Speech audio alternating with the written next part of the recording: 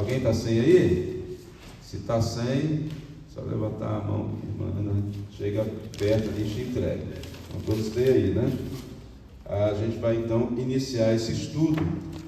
Se o Christian conseguir colocar os textos bíblicos que eu vou falando aqui, que está no estudo, isso, se você conseguir já lançar na tela, os irmãos podem acompanhar. Eu não vou estar lendo os textos bíblicos, irmãos, porque são muitos. O objetivo aqui é deixar exatamente as referências desses textos com os irmãos. Quando a gente fala sobre Deus, o que nós vamos ler na nossa Bíblia no português é Deus, Deus, Deus, Deus. Mas no original tem diferença sobre o nome de Deus, sobre o nome de Deus, né? Não sobrenome, mas o nome de Deus é diferenciado, até porque o povo judeu, ele dava nomes, ele referenciava-se a Deus pelos atributos de Deus. Em muitos momentos Deus se revelava dessa maneira. Então nós vamos ver sobre os nomes de Deus, sobre os atributos de Deus nessa noite. A teontologia é a doutrina de Deus Pai. Nós estudamos sobre Trindade na quinta passada e vimos que Deus é Pai, Filho e Espírito Santo. Hoje então nós vamos falar sobre a teontologia, que é um termo, que é um estudo que está dentro da teologia. E esse termo é usado para o estudo específico de Deus Pai.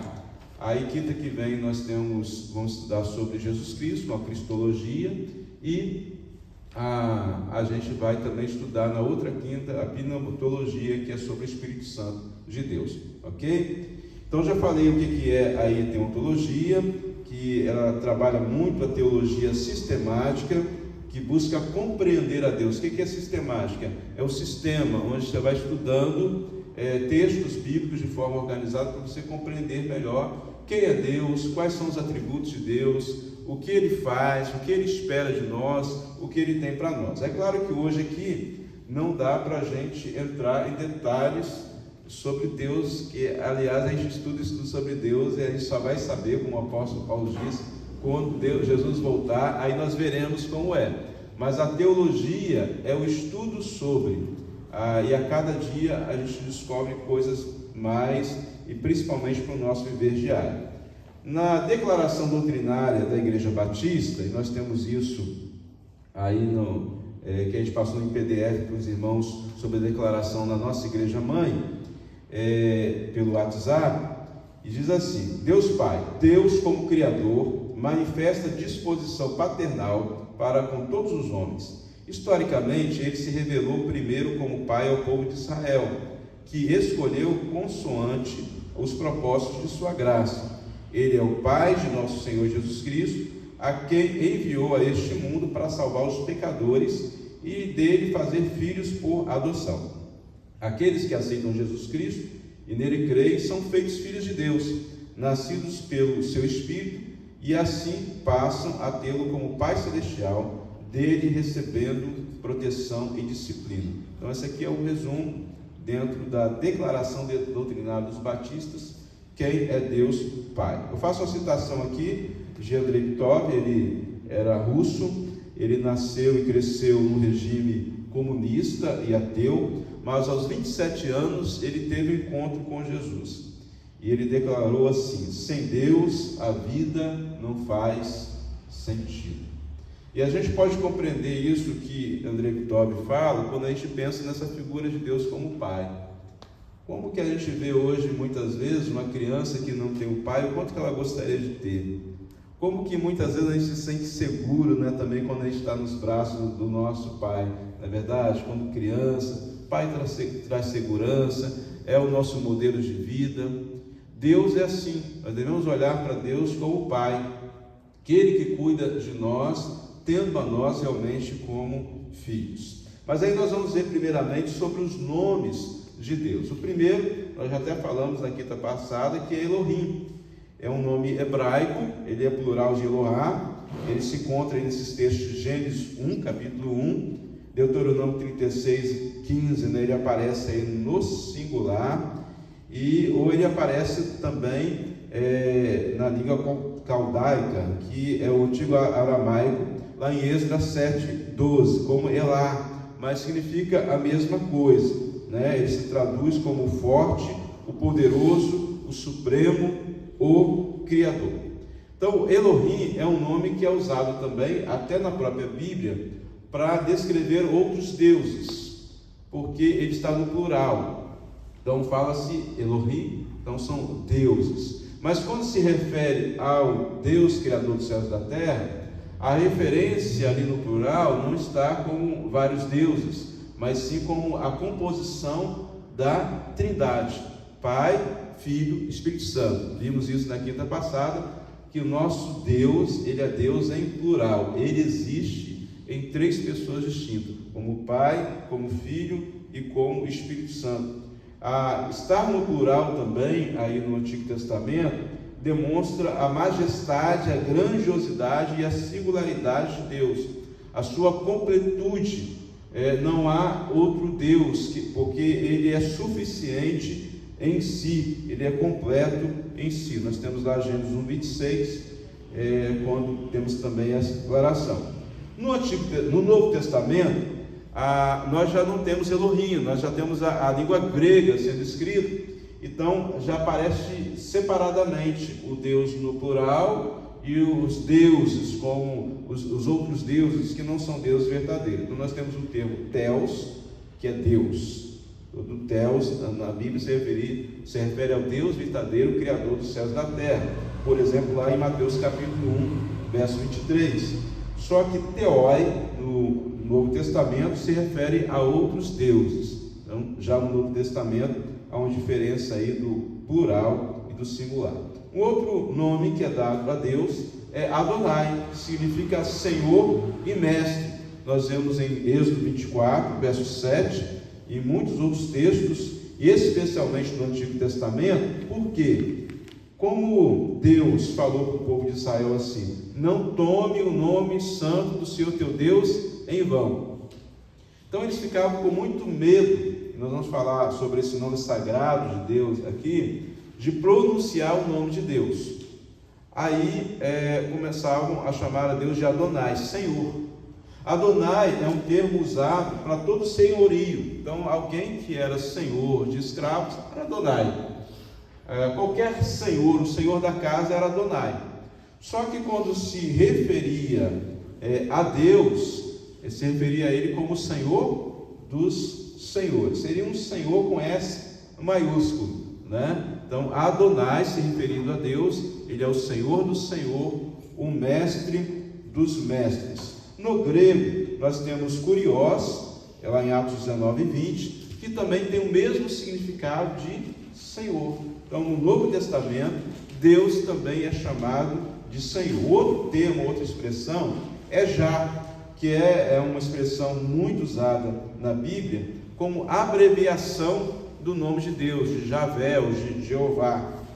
Já também significa Senhor, e era muito usado nos cânticos espirituais, nos salmos, na adoração a Deus. Então, quando queria se escrever um cântico, uma melodia, nós temos, por exemplo, o exemplo de Salmo 77:11.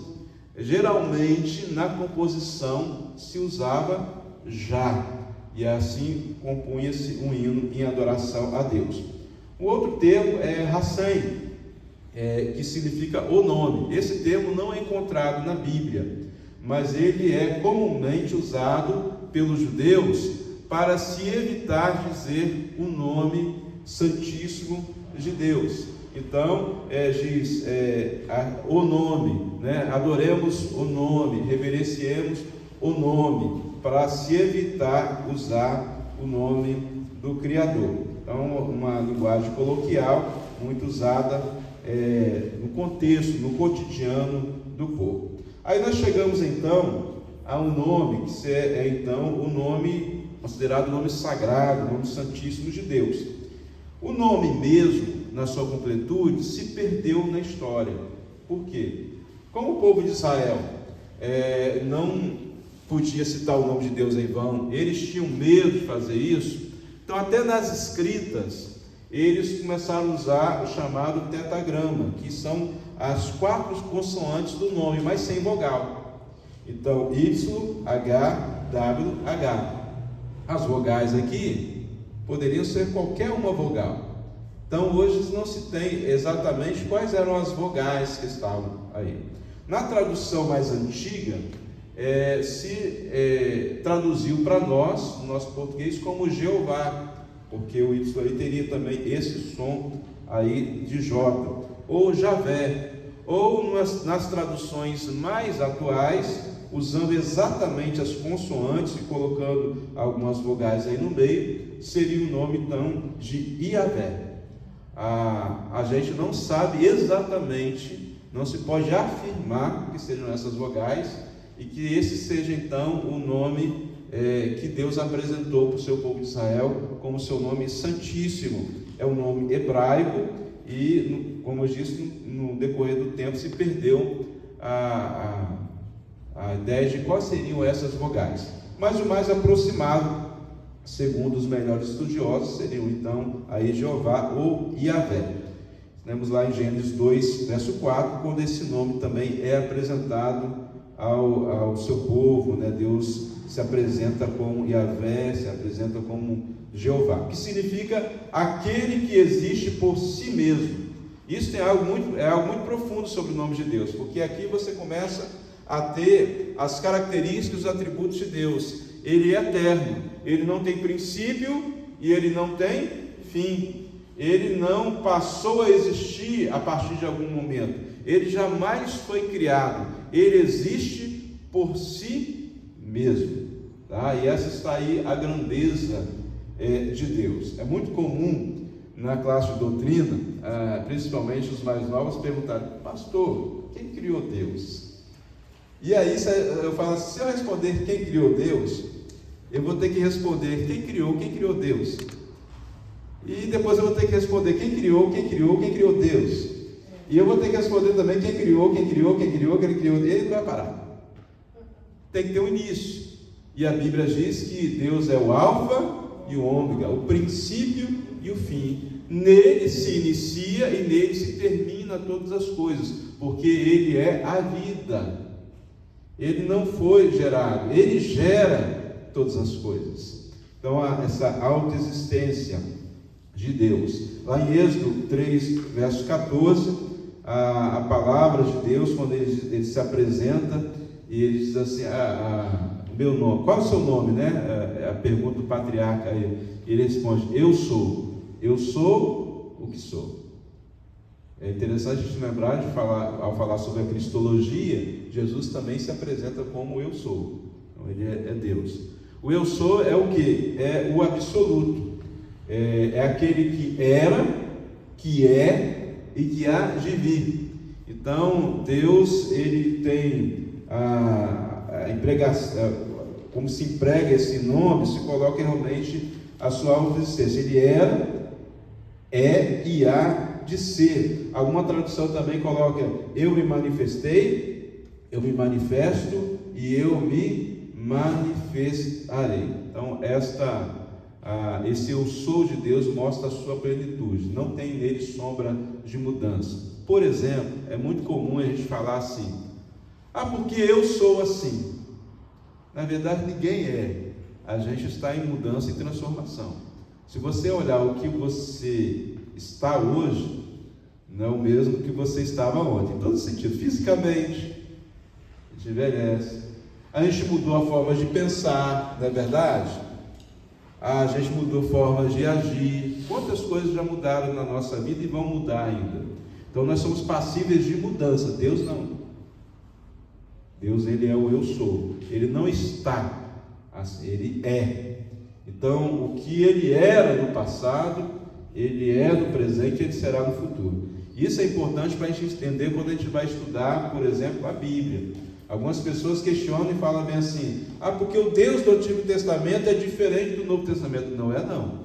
Quando você estuda a Bíblia na sua completude, você vai ver que ele é o mesmo ontem, hoje e eternamente. Não houve mudanças em Deus, mas ele se manifestou, é claro, também de formas diferenciadas. O termo Iavé, ou Jeová, ele se deriva.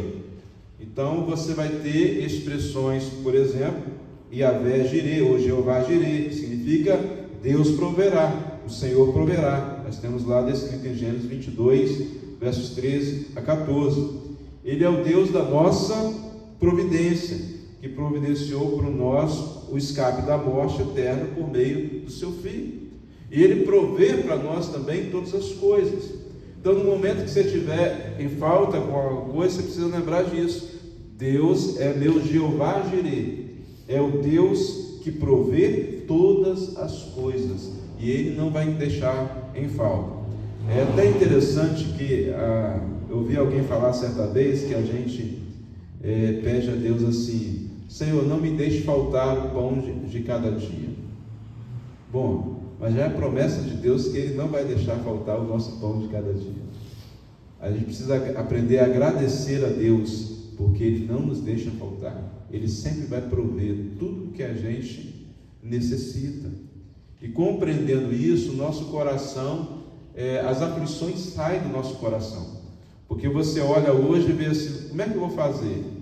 O que eu tenho para dar para alimento do meu filho? Mas quando você confia em Deus, você sabe que a providência de Deus vai vir para a sua vida, para a sua caminhada. Tem até aquela historinha, né?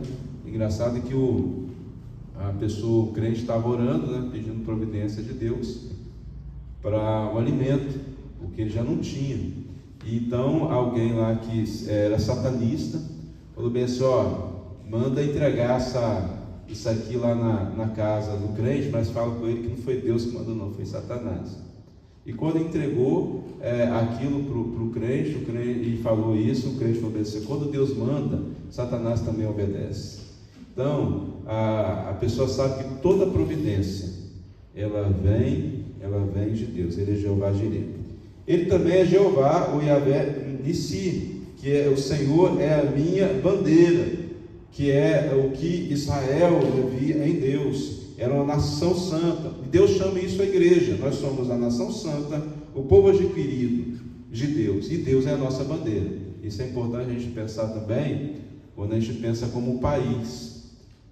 O crente não pode simplesmente ter a sua bandeira política, porque o nosso reino não é aqui, o nosso reino é celestial. A gente não está aqui para ser só brasileiro. Nós somos seres humanos salvos, remidos pelo Cordeiro, e nós temos a nossa nação celestial, e fazem parte dessa nação todos os povos, todas as línguas, pessoas de todas as etnias, de todas as raças, fazem parte de uma nação santa, e o Senhor é a nossa bandeira. Então a nossa bandeira não é brasileira, não é americana, não é essa ou aquela. Nossa bandeira é o nosso próprio Deus.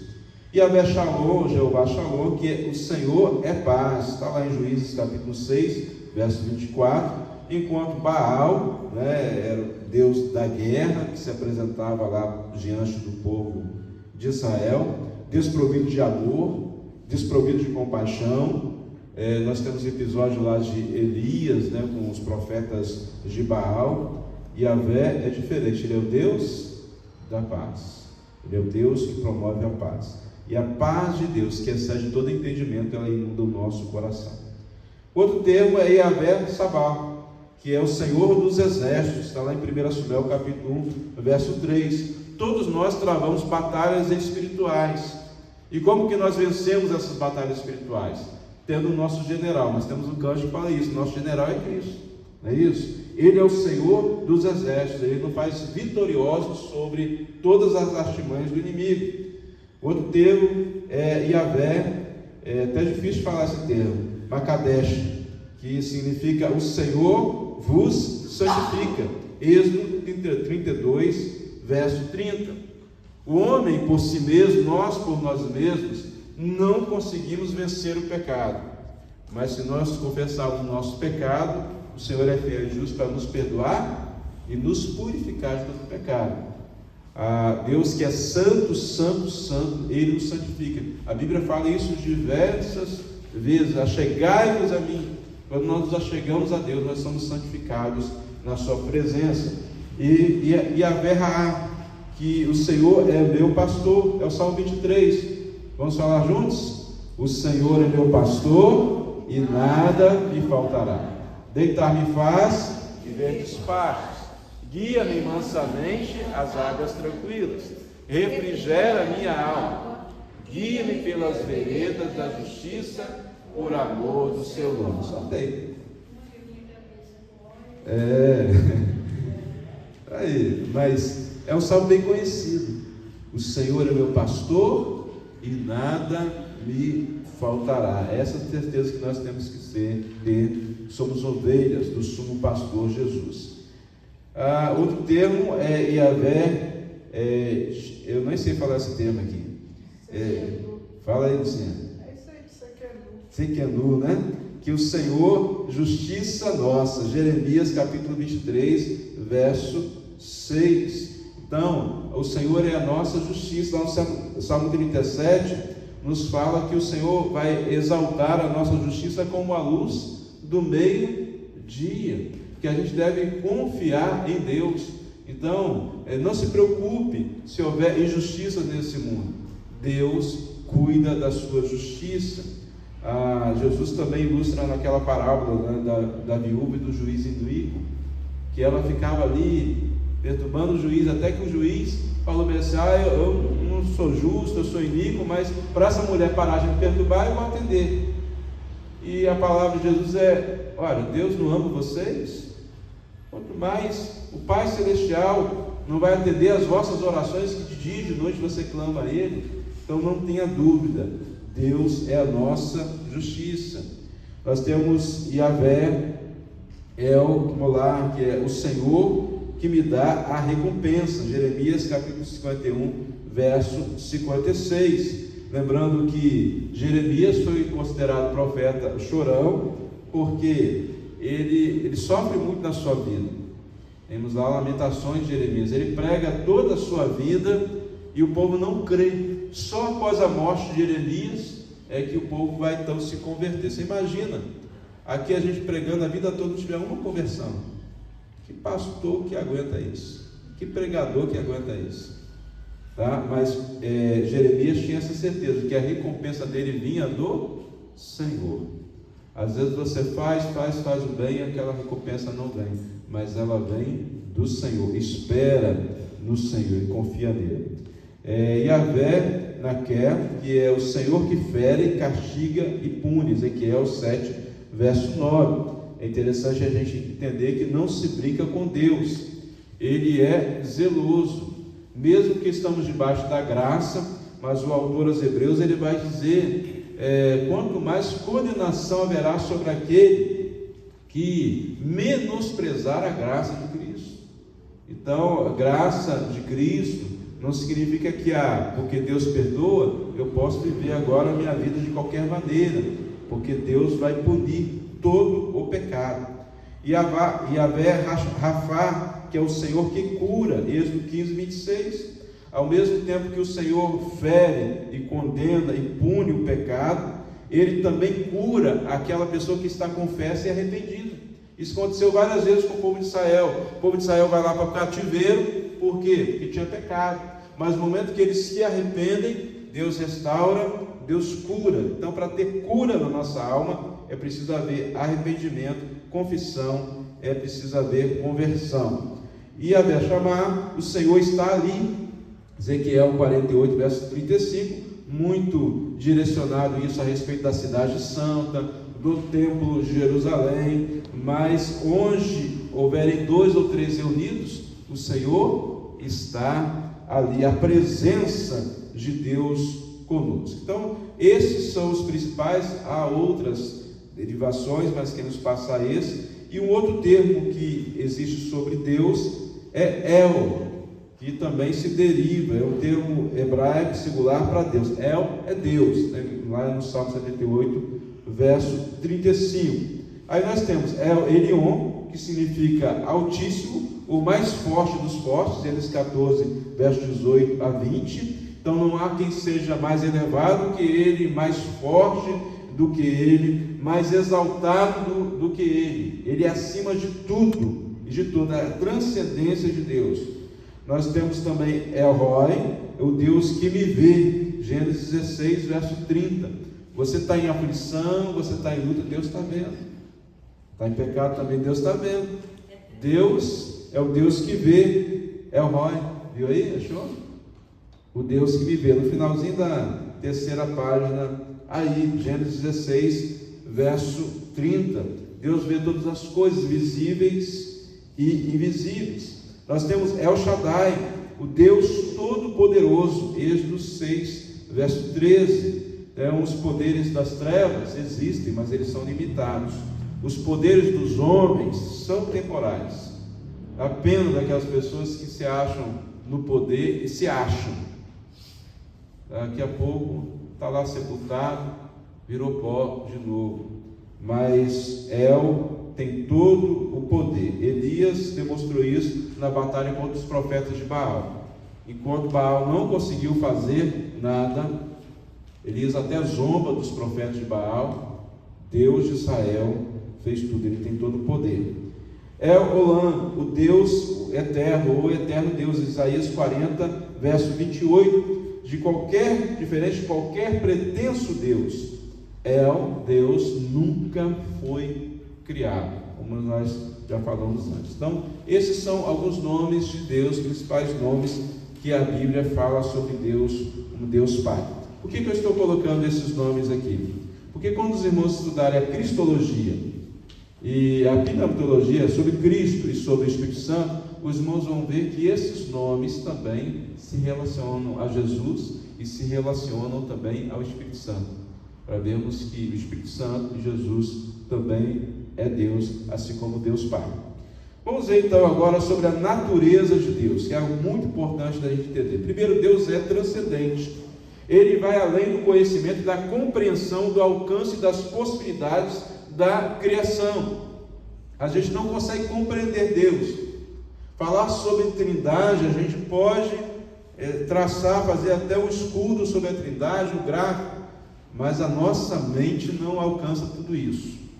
Nós só vamos compreender e conhecê-lo plenamente quando nós estivermos na eternidade. Jó, ele entendeu isso. Os versos 38 a 42 mostra quando Jó, após argumentar tantas coisas com Deus, com seus amigos, ele entende que, embora ele foi um crente exemplar, moralmente exemplar, criou muito bem os seus filhos, tudo, ele pensava que conhecia bem a teologia, conhecia bem Deus, mas ele passa a compreender então de que ele não sabia nada, que Deus tinha muito mais ali ensinar. Deus pergunta para Jó: onde você estava quando eu coloquei a fundação do mundo? Onde você estava quando eu criei o Leviatã, o monstro marinho? Você consegue compreender, Jó, a minha grandeza? Você consegue entender como todas as coisas foram criadas? Você consegue dar sentido a todas as coisas? Não. Nós não conseguimos, irmãos. Então nós temos que ser humildes e entender que, embora a teologia, o estudo sobre Deus, nós precisamos estudar, compreender a respeito de Deus, ninguém bate o martelo dizendo assim: ó, sei tudo sobre Deus, está fechado, Deus é isso, aquilo, dessa maneira. Irmãos, nós temos que estar humildes diante de Deus, porque estamos cada dia aprendendo, e aqueles conceitos que nós estamos tão firmes, às vezes, a gente aprende coisas novas a respeito de Deus. No Salmo 97, verso 9 diz: pois tu, Senhor, és o Altíssimo em toda a terra, muito mais elevado que todos os deuses. Altíssimo, aqui é uma expressão original que coloca como inalcançável. Você não consegue chegar lá. Você pensa uma coisa assim que você quer pegar, você é baixinho, você quer pegar no alto, você não consegue. Mas você pode até botar uma escadinha, você chega. Agora Deus não. Deus está acima de tudo. Ele tem atributos que são chamados de atributos incomunicáveis, ou seja, são próprios e unicamente dele. Ele não compartilha com a criação. Vamos ver alguns deles. Primeiro, a onisciência. Deus conhece e sabe de todas as coisas, passado, presente e futuros. Salmo 139, versos de 1 a 6, fala claramente isso. Deus conhece os nossos pensamentos. Às vezes tem gente que fica com medo do diabo, tá vendo? O diabo não é onisciente. não lê a nossa mente. O diabo não sabe de todas as coisas. Mas Deus sabe de todas as coisas, das que foram, das que são e daquelas que serão. Por isso nós precisamos confiar a nossa vida a Ele, porque a gente não sabe do futuro. Aquilo que a gente acha que é bom, pode não ser tão bom assim para a gente. E Deus sabe o melhor para nós. Deus também, Ele é onipresente. Ele é o único onipresente. Ou seja, Ele pode estar presente em todos os lugares ao mesmo tempo. Salmo 139, versos 7 a 12. Ele pode, não quer dizer que Ele vai estar, porque também Ele é soberano em decidir. Tem um momento que Ele fala com o povo de Israel: vocês vão, mas eu não vou com vocês. E Moisés clama, né? Fala: se o Senhor não for, não adianta. Então, Deus, por misericórdia, vai. A Bíblia diz que no inferno, o pior do inferno é a ausência de Deus. Ele não estará lá. Então, a soberania dele determina se ele vai estar ou não. Mas ele pode estar em todos os lugares ao mesmo tempo. E as pessoas falam assim: eu não oro não, porque já tem tanta pessoa para Deus ouvir, é muita gente para Ele ouvir. Deus não tem esse limite que nós temos. Ele ouve, Ele está presente com todos que lhe clamam. E a onipotência de Deus: Deus tem todo o poder, Ele é capaz de realizar qualquer coisa que esteja de acordo com a sua vontade e natureza. Por que a gente tem que expressar isso de acordo com a sua vontade e natureza? Porque Deus é verdade, Deus nunca mente. Aí alguém fala assim: então Deus não pode todas as coisas, que Ele não pode mentir. Deus pode todas as coisas, porque inclusive Ele pode não mentir. Esse é o poder dele. Ele tem todo o poder para não mentir, para se manter verdadeiro, se manter santo. Então Ele tem poder exatamente para não pecar, para se manter em santidade. Ele é onipotente, Ele tem todo o poder. Salmo 139, versos 13 e 18. E Deus, Ele é eterno. Salmo 92. Deus não tem princípio nem fim, existe desde sempre e existirá para sempre. Falamos isso a respeito já do nome de Deus, já está claro nisso. E Deus é imutável, Deus é constante e não altera a sua natureza e atributos. O que Ele é hoje, Ele foi ontem e Ele será amanhã. E Deus não muda. Tiago capítulo 1, verso 17. Deus, aí nós vamos ver alguns atributos agora de Deus que eles são compartilhados. Esses que nós vimos, eles são chamados de incomunicáveis, ou seja, aqueles que Deus tem só para si. Mas existem atributos que são comunicáveis, que são compartilhados conosco. E um dos termos da teologia que fala sobre Deus é que Ele é emanante, dele emana todas as coisas. Todo o bem, toda a origem está nele. Deus tem atributos que Ele compartilha conosco. Então, quanto mais a gente se aproximar de Deus, mais esses atributos vão estar em nossa vida. Por exemplo, Deus, Ele é amor. E Ele é a fonte de todo amor verdadeiro. João 13, 34. Porque existem amores que não vêm de Deus. Por exemplo, não ameis o mundo, nem aquilo que no mundo há. O amor ao dinheiro é a raiz de todos os males. Mas todo o amor que vem de Deus, ele é bom e necessário na nossa vida, ele compartilha conosco. Se nós queremos amar mais, nós devemos nos aproximar de Deus, porque dele emana amor. Deus é sabedoria. Provérbios capítulo 2, versos 4 a 6. O que Salomão pediu para Deus? Sabedoria. Podia ter pedido riquezas, tantas coisas, pediu sabedoria. E com a sabedoria ele teve todas as outras coisas. Não é verdade? Alguém já disse que antes de pedir a sabedoria, Salomão já era sábio, porque ele foi sábio no pedido que ele fez a Deus. E Deus lhe acrescentou sabedoria. Então a gente precisa pedir a Deus. A Bíblia diz que se alguém tem falta de sabedoria, peça a Deus, que Deus vai lhe dar. Porque Ele é a essência, Ele é a fonte de toda a sabedoria. Quando nós temos lá em Provérbios, a sabedoria é personificada, a sabedoria é uma pessoa, a sabedoria é um ser. Então esse ser é o nosso Deus. Deus é a nossa justiça, Ele é justo e Ele chama os seres humanos também para praticarem a justiça. E nós vamos ser justos de verdade se nós operarmos a justiça de Deus em nossa vida. Salmo 82, versos 3 e 4. E Deus é bom, Deus é bondade. Aliás, quando alguém chega para Jesus e fala, bom mestre, Jesus fala, por que me chamas bom? Só há um que é bom, que é Deus. Ele é a fonte de toda essa bondade. Então Jesus estava dizendo, você está reconhecendo que eu sou Deus. E a bondade de Deus, que é fruto do Espírito Santo, ela entra na nossa vida quando nós, então, buscamos a Deus. Nós nos tornamos pessoas mais bondosas. Deus é também misericordioso para com todos os seres humanos.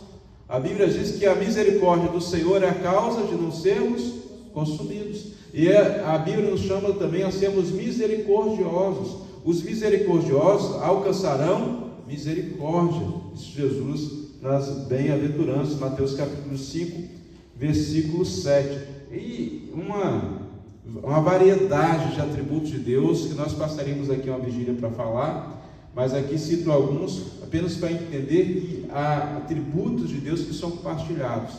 E todos esses atributos nós só vamos crescer neles, à medida que nós nos aproximamos mais de Deus. Deus também, Ele é eminente, suas qualidades compartilhadas são acima de tudo e de todos. Ele compartilha a bondade, mas só Ele é perfeitamente bom.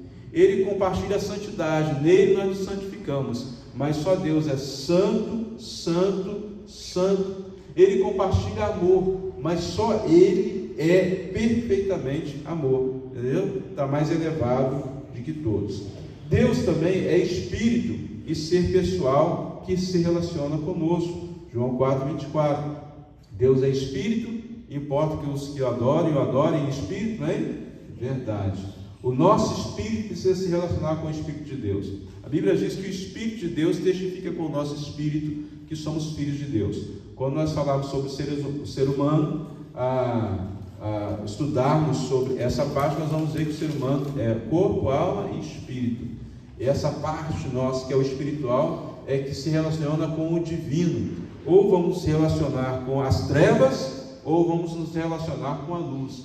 Quando nós nos relacionamos com Deus, que é luz, então o nosso espírito é vivificado, é iluminado para os caminhos que nós temos na nossa vida. Deus, Ele é Pai. Jesus assim chama, lá em Marcos 14, verso 36. Abba, Pai. Abba é um termo carinhoso, como se, juntando com o Pai, chamasse Paizinho, meu querido Pai. Então, Abba, Pai, Jesus chama o Pai assim, dessa maneira, nesse relacionamento que nós também devemos ter. O Espírito também clama Abba, Pai. Gálatas 4, verso 6, fala que o Espírito Santo também clama Abba, Pai, meu Paizinho. E os filhos de Deus, assim devem clamar. Romanos capítulo 8, verso 15, que nós devemos também ter esse relacionamento com o nosso Pai. Então, Deus Pai é para relacionamento. Nós não temos que gravar aqui todos os nomes de Deus, né? Principalmente porque são nomes que foram escritos em outra língua, até estranho para a gente falar. A gente não tem que gravar também, ter na nossa mente esses termos teológicos, mas nós temos que ter na nossa mente que Deus, Ele é Pai. Ele cuida de nós, nós somos os seus filhos. Em qualquer momento que precisarmos, todos esses atributos de Deus estão a servir àquele que crê. Ele é que provê, Ele é que nos traz alegria, a libertação. Ele é Pai, Ele é Espírito presente conosco. E é isso que nós devemos crer a respeito do nosso Deus Pai. Então eu concluo hoje aqui esse resumo. Como eu disse, não é um estudo completo sobre Deus, que levaria muito mais tempo, mas para a gente ter uma ideia da doutrina do Deus Pai. Ele é o Deus presente conosco, que se relaciona com todo aquele que crê. Ele não é distante, embora Ele é todo poderoso, Ele é altíssimo, Ele se fez um de nós para se relacionar conosco. Amém?